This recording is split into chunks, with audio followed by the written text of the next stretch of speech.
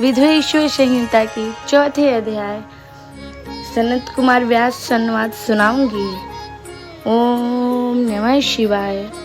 सूत जी कहते हैं, हे मुनियों, इस साधन का महात्म्य बताते समय मैं एक प्राचीन वृत्तांत की वर्णन करूंगा, जिसे आप ध्यान पूर्वक सुने। बहुत पहले की बात है। पराशर मुनि के पुत्र मेरे गुरु व्यास देव जी सरस्वती नदी के तट पर तपस्या कर रहे थे। एक दिन सूर्य के समान तेजस्वी विमान से यात्रा करते हुए भगवान सनत कुमार वहां जा पहुंचे। मेरे गुरु ध्यान में मगन थे। जागने पर अपने सामने सनत कुमार जी को देखकर वे बड़ी तेजी से उठे और उनके चरणों को स्पर्श कर उन्हें अधैर्य देकर योग्य आसन पर विराजमान किया।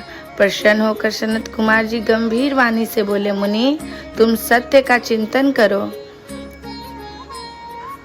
सत्य तत्व का चिंतन ही श्रेय प्राप्ति का मार्ग है। इसी से कल्याण का मार्ग प्रशस्त होता है। यही कल्याणकारी है। यह जब जीवन में आ जाता है तो सब सुंदर हो जाता है। सत्य का अर्थ है सदैव रहने वाला। इस काल का कोई प्रभाव नहीं पड़ता। यह सदा एक समान रहता है। सनत कुमार जी ने महर्षि व्यास को आगे समझाते हुए कहा, महर्षि, सत्य पदार्थ भगवान शिव ही हैं। भगवान शंकर का श्रवण, कीर्तन और मनन ही उन्हें प्राप्त करने की सर्वश्रेष्ठ साधन है।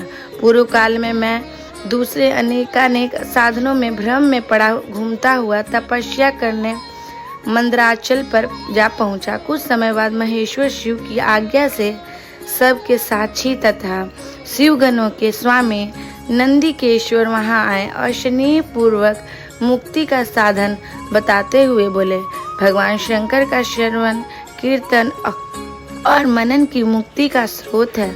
यह बात मुझे स्वयं देवाधिदेव भगवान शिव ने बताई है। अतः तुम इन्हीं साधनों का अनुष्ठान करो। व्यास जी ने ऐसा कहकर अनुगामियों सहित सनत कुमार ब्रह्मा धाम को चले गए। इस प्रकार इस उत्तम वृत्तांत का संक्षेप मैंने वर्णन किया है। ऋषि बोले, सूत जी, आपने श्रवण, कीर्तन और मनन को मुक्ति का उपाय बताया है, किंतु जो मनुष्य इन तीनों साधकों में असमर्थ हो, वो मनुष्य कैसे मुक्त हो सकता है?